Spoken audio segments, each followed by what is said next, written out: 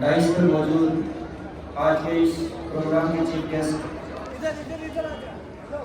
اور جناب پہلی کی شان جناب آر کے شوان صاحب ڈپٹی کمشنر کشتواڑ، یہاں پہ موجود عارف حسین منشی صاحب جو ایس ایس پی اور اس اسکول کے اسٹوڈنٹ بھی رہے ہیں، حکیم منشی صاحب، عبدالحکیم منشی صاحب، ہمارے یہاں جتنے بھی پاور پروجیکٹس ہیں ان کے ایچ او پیز اور پاور پروجیکٹس کی ڈفرینٹ ڈگنیٹریز،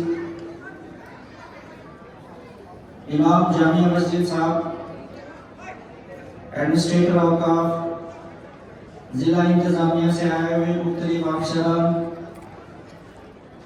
کشتواڑ قصبہ اور گاؤں سے آئے ہوئے معزز شہری،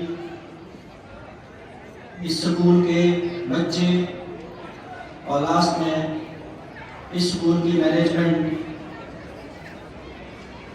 اور پرنسپل محبوب صاحب جو سب کے دلوں کے محبوب ہیں، آپ سب کو میری طرف سے آداب نمسکار۔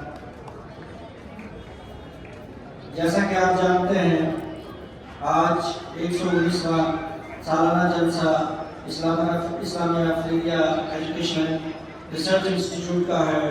میں اس موقع پر اسکول کی مینجمنٹ، ایڈمنسٹریٹر اوقاف اور باقی سبھی لوگوں کو مبارکباد دیتا ہوں اور شکریہ ادا کرتا ہوں کہ آپ نے اس پروگرام میں آنے کا ہمیں بھی موقع دیا۔ جیسے کہ ابھی بتایا گیا کہ یہ اسکول 1905 سے شروع ہوا تھا اور 1905 سے لے کر آج تک 119 سالوں میں کشتواڑ کی ترقی میں کتنا یوگدان ہے اس اسکول کا، وہ آپ سب بخوبی جانتے ہیں۔ اسکول کے جو اسٹوڈنٹس رہے ہیں، جرنلسٹ رہے ہیں، انہوں نے کتنا کنٹریبیوٹ کیا ہے اور کتنا ایکسل کیا ہے اکراس دی کنٹری، وہ بخوبی دیکھنے کے قابل ہے۔ اس اسکول کا کنٹریبیوشن نہ ہی اس قصبے کے لیے یا اس کشتواڑ ضلع میں ہے، بلکہ مختلف حصے جو دیش کے مختلف حصوں میں یہاں کے اسٹوڈنٹس پڑھ کے جاتے ہیں اور ڈفرینٹ انسٹیٹیوٹس میں جاتے ہیں، وہاں بھی اپنی کلا اور ہنر کا مظاہرہ کرتے ہیں۔ بتایا گیا ابھی پرنسپل صاحب کی طرف سے کہ صرف اسکولی تعلیم کے ساتھ ساتھ یہاں پہ انفارمیشن ٹیکنالوجی، دینی تعلیم، کنڈر گارٹن، باقی بھی کمپوننٹ جو ہے وہ بچوں کو فراہم کیے جاتے ہیں اور جو یہاں پہ تعلیم دی جاتی ہے بچوں کو، وہ ایکسلنس میں انہیں کافی مدد کرتی ہے۔ میں بتاتا چلوں ایجوکیشن کی کمی نہیں ہے، آج کے زمانے میں تعلیم کی کمی نہیں ہے، انفارمیشن ٹیکنالوجی کا زمانہ ہے، نالج کی بھی کوئی کمی نہیں ہے، لیکن ڈیپینڈ کرتا ہے اس استاد پہ، اس گائیڈ پہ کہ بچوں کو کس وقت کون سی تعلیم دی جائے جس سے ان کی نشو و نما اچھی طرح سے ہو پائے۔ ایجوکیشن، جنرل ایجوکیشن کی جو ڈیفینیشن ہے وہ ہے modification of behaviour and development of personality, لیکن آپ دیکھیں گے پڑھائی ہم لوگوں نے صرف کیریئر کے لیے ہی اس کو ایک مقصد بنایا ہوا ہے، جو کہ آئے دن ہمارے لیے کہیں نہ کہیں نقصان دہ بھی شامل ہو رہی ہے۔ تعلیم جو ہے صرف ہمیں کیریئر بنانے کے لیے ہی نہیں حاصل کرنی ہے، بلکہ اپنے آپ کو ایک سوسائٹی کو ڈیولپ کرنے کے لیے، اس میں کنٹریبیوٹ کرنے کے لیے ہم کتنا کر سکتے ہیں اس پہ ڈیپینڈ کرتا ہے۔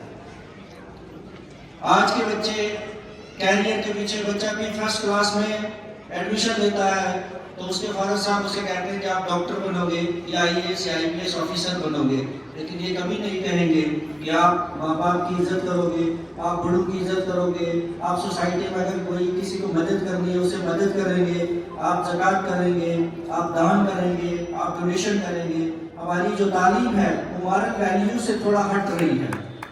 جو ہمارا ایسٹرن ایجوکیشن سسٹم تھا وہ مورل ویلیوز پہ بیس تھا، ہمارا جو ویسٹرن ایجوکیشن سسٹم ہے اس میں مورل ویلیوز اور research and development education different things ہیں۔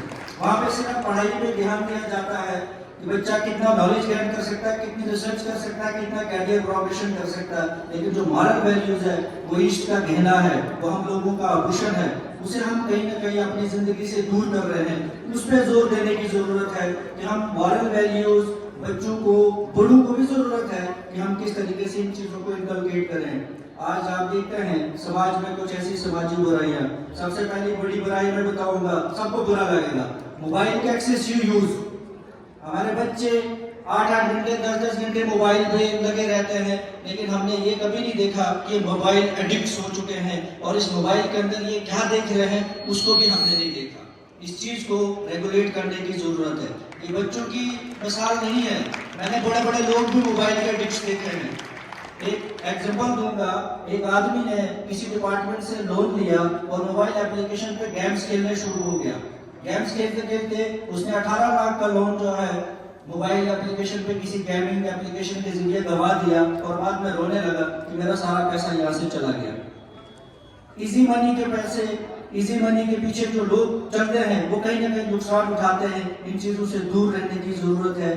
موبائل کا استعمال, نشہ, ڈرگ ایڈکشن ہماری سوسائٹی کا ایک پارٹ بن چکا ہے. کہیں بھی ہم اسے پکڑ نہیں پا رہے ہیں. زبردستی سے پولیس اور ضلع کی جو انتظامیہ ہے وہ اس پہ کام کرتے ہیں, لیکن ضلع انتظامیہ اور پولیس ہی صرف اس چیز کو دور نہیں کر سکتی ہے. اس کے لیے ہم سب لوگ رسپانسیبل ہیں. پیرنٹس رسپانسیبل ہیں, سوسائٹی رسپانسیبل ہے, انسٹیٹیوٹس رسپانسیبل ہیں, جتنے بھی ہمارے ایجوکیشن ریسرچ انسٹیٹیوٹس ہیں وہ رسپانسیبل ہے. کہیں نہ کہیں اس چیز کو کنٹین کرنے کے لیے ہم سب لوگوں کو کام کرنا پڑے گا. اس کے بعد ایک تیسری برائی ہے جو زیادہ بری نہیں ہے لیکن سوسائٹی کے لیے بری ہے, وہ ہے گندگی, اسوچھتا, جس پہ ہم کہیں نہ کہیں دھیان نہیں دیتے ہیں. آئے دن ہم گندگی پھیلاتے ہیں. خاص کر کے میں بچوں سے مخاطب ہو کے کہوں گا کہ ہم پلاسٹک کا اور لفافے کا اتنا استعمال کرتے ہیں کہ ہم یہ دیکھتے نہیں کہ آنے والے دنوں میں ہمارا علاقہ, ہمارا محلہ جو ہے کچرے کا ڈھیر بن جائے گا, لفافے کا ڈھیر بن جائے گا اور پھر اسے کوئی ٹریٹ نہیں کرے گا. پھر ہمارے محلے میں بھی کوئی نہیں آئے گا, نہ ہی اس کی کوئی اتنی خوبصورتی جو ہے اس کو کوئی بیان کرے گا.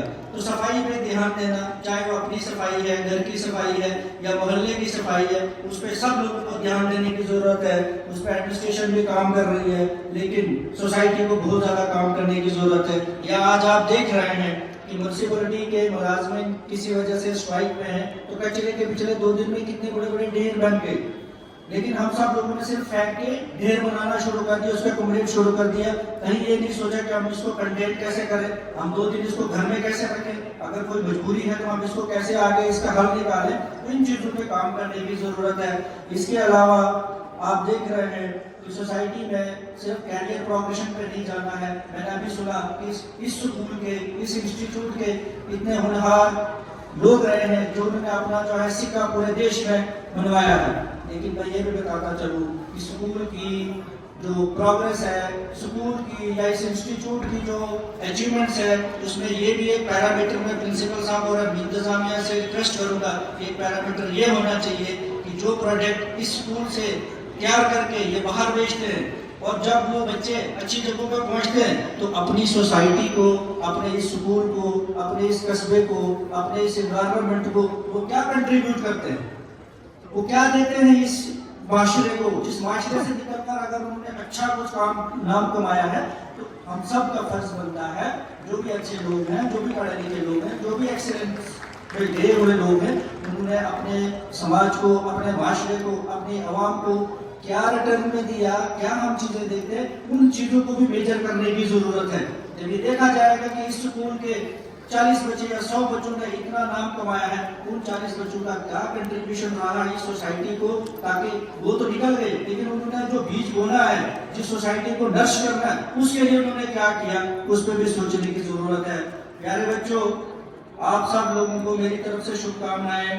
آپ پڑھیں, پھلے پھولیں اور آپ کی جو کیریئر پروگریشن ہے, آپ کی اچیومنٹ جو ہے اس میں کوئی لمٹ نہیں ہے. آپ کے سامنے کھلا آسمان ہے, جتنی اڑان بھر سکتے ہو بھرو, جتنا آگے جا سکتے ہو جاؤ.